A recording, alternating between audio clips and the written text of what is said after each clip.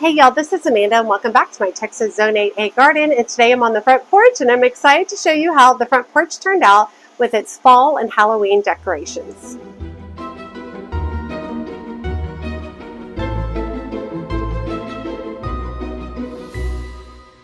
Now, Halloween is one of my favorite times of year. My mom's birthday is Halloween, and so we always did it up really big when we were a family then. And so nowadays with my own family, we still do Halloween a lot. And my kids love detail stuff for Halloween. We really like to do spooky stuff, a little bit scary, but we like to do kind of a little witchy, nothing gory. But we kind of have grown out of the cutesy phase. And so my kids have matured a little bit more. And so they really like to push the element with spookiness. So I'm really excited to show you all how I put together the front porch for fall decor and Halloween and a few DIYs along the way.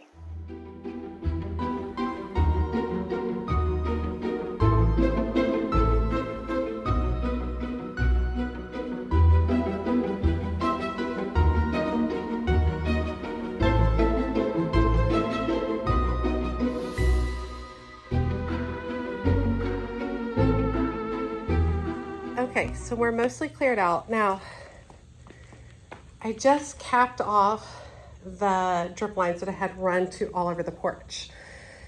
Because while all my plants did fine, this is what happened. We have like a divot right here and the water could not run out. Theoretically, it would come to the front and run out. It would not run out. All it did is pool right here. And even the water from this direction would come all the way across and pool right here. So I'm not in a place right now where I can grind down my concrete or anything to allow the water to drain better. So we are not going to be able to do drip lines here. So I have an alternative for some of my ideas that I think will work out just fine, but we're going to go ahead and power wash this area just because, I mean, this looks terrible. So we're going to go ahead and power wash that area and see what we can work with starting from there.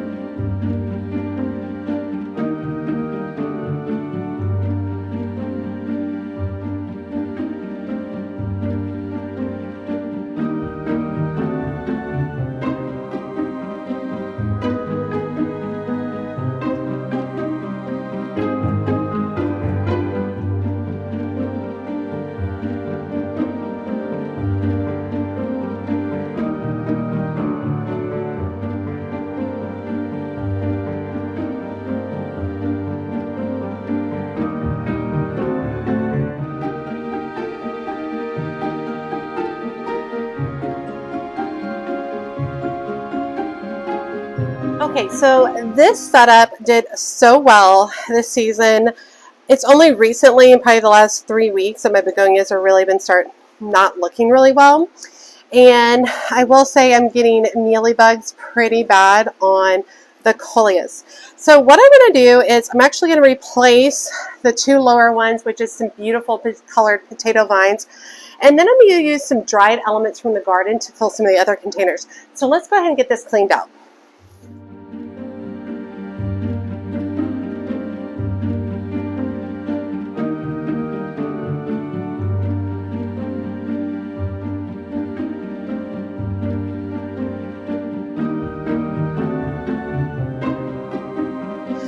I'm going to replace them with a couple of varieties of sweet potato vine. This first one is a Proven Winners, Proven Accent, Sweet Caroline Sweetheart Red. I'm not going to put any kind of fertilizer or anything like that in here because, I mean, this is the end of the season for me.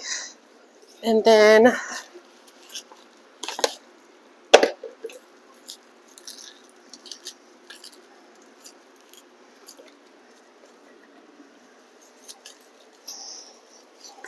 we'll tuck this one in here. Okay, so one of my goals this year was to do less fall containers. And the reason being is not that I don't absolutely love them, I forget to care for them. October is probably one of the busiest times of year for me in the garden, but also in my personal life. My children are in all the things. 2 kids play baseball, 1 plays football, 1's in the marching band and color guard. It is just so insane in October, and I just forget. So one of the things I'm going to do this year is I'm going to utilize some of these dry elements from my garden, and I'm going to just stick them into some of the containers. I'm also going to mix these with some silk flowers, some faux branches of flowers as well. And I really think it'll go a long way to bring in a lot of color and a lot of texture without a big expense and without the guilt of forgetting to water them.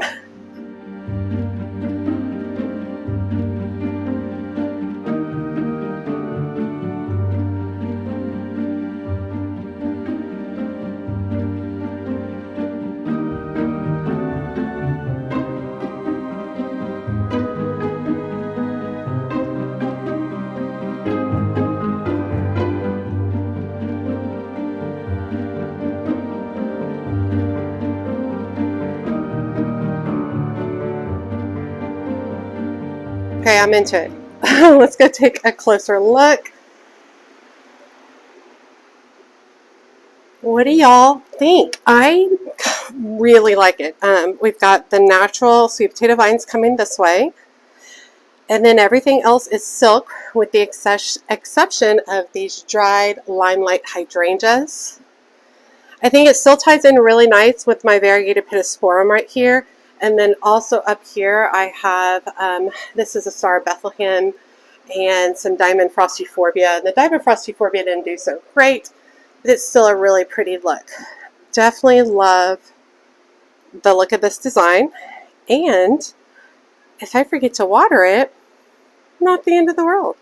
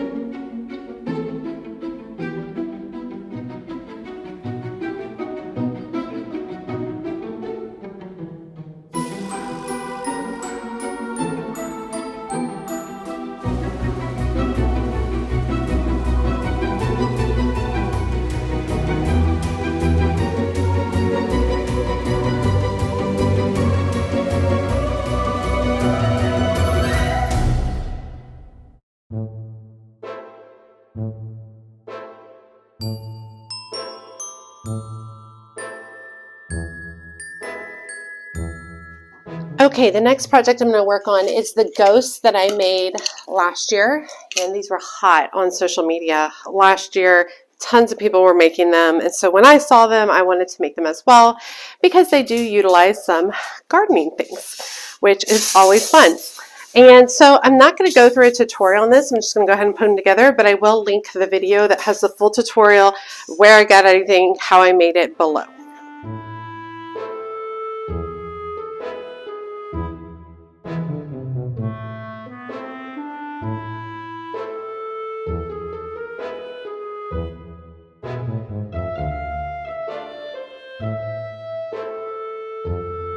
Okay, I'm not sure what happened to the eyes for this one, but I'll have to make some new eyes. I just made them out of felt, black felt.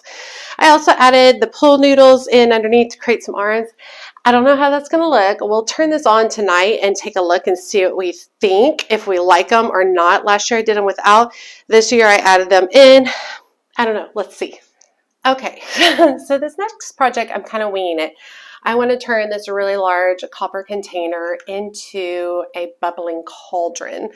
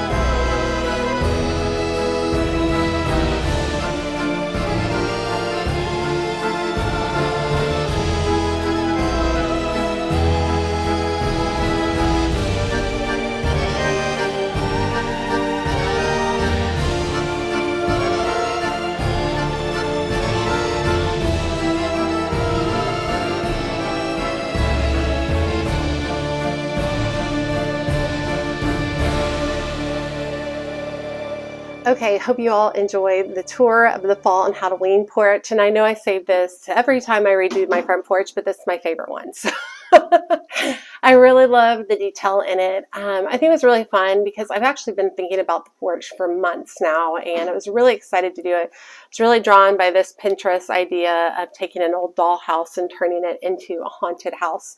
And I think this is going to be really fun to add to over the years. My kids already loved helping with this, talking about it, looking at it. It's been really, really fun, really, really great. I'm not as happy about my witch's brew. Don't think that really, the cauldron didn't turn out the way I was hoping, but I have all the supplies, so maybe I'll look for a different vessel next year. But I also loved all the detail for all the witches' potions and things like that. Very exciting, and love Halloween. It's huge in our area, and my house tends to be kind of this central location in our neighborhood. It's not that I do anything in particular, it just literally is in the middle of the neighborhood, and so there's so much going on around it. We have hundreds and hundreds of trick-or-treaters, so it's really fun, and I'm really excited to get this going and ready for that holiday. All right, y'all, I hope you enjoyed today's video. As always, make sure you hit that subscribe button and that notification bell so you know my latest videos are up, and be sure to check me out on Instagram, Facebook, and TikTok. As always, she's a mad gardener or decorator or anything else that she wants to be. Thanks, y'all.